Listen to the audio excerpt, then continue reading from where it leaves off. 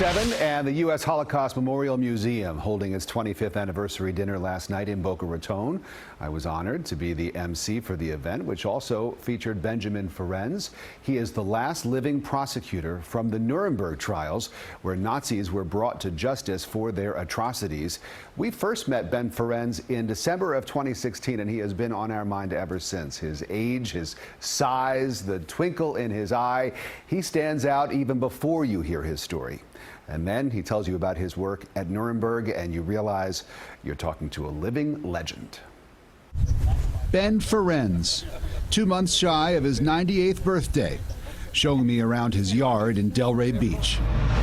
We'd met a little over a year ago when I came to interview him about his life's work. I have a solution, 3 words: law, not war. Ferencz enlisted in the Army with a law degree from Harvard that the U.S. government put to use when at 27 he was appointed lead prosecutor at the Nuremberg trials.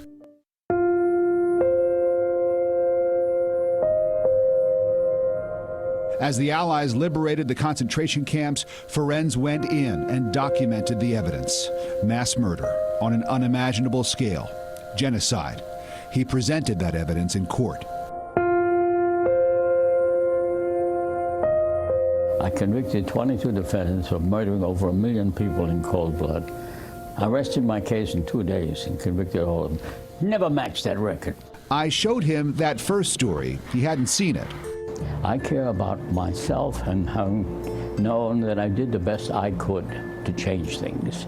And that's all I care about.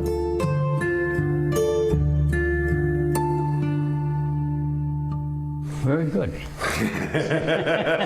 Thank you. Very good. I'm glad you approve. I couldn't have said it better myself.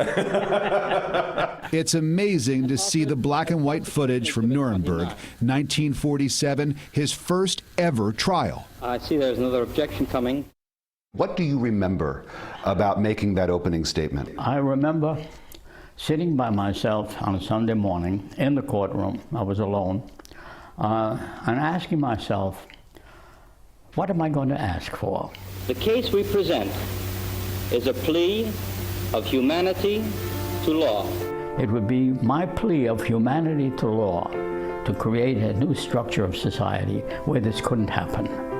And that's what I was trying to do in my opening statement. 13 of the men Ferencz tried received death sentences, but Ferencz says hearing the punishments read aloud in open court made him physically ill. The tribunal will now rise.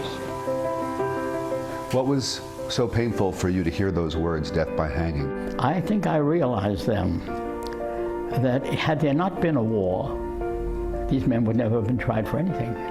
They were not beasts and wild animals, as the public likes to know. They were ordinary patriotic citizens who believed in a political system offered by Hitler, and they did whatever they felt was necessary in the interest of their country.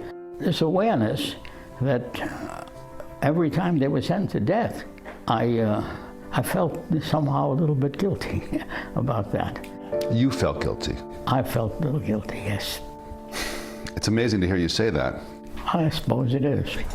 In Ferencz's view, war is the enemy, not the people who fight in them, but the idea of war itself. Death is the only victor in war. And that's the current system. Law, not war is Ben's slogan, his advice for the world.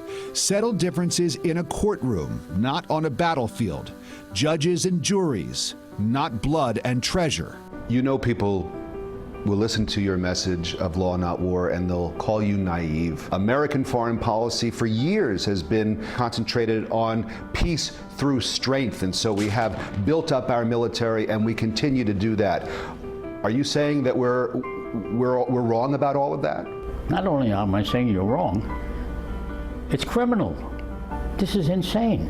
I cannot imagine anything more cruel than to use your money to get instruments to kill the people, not to use the instruments to help the people. That is the current state of the world.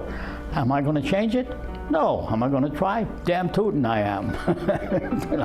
And Ben tries every day, teaching, writing, traveling the world, preaching law, not war. You've made it your life mission to prevent another Holocaust. Try try, and you have been, tirelessly, and yet it continues. Myanmar, Sudan, other countries. Yes, It must break your heart. it does. But I do the best I can to change it. If I did nothing, that would really break my heart.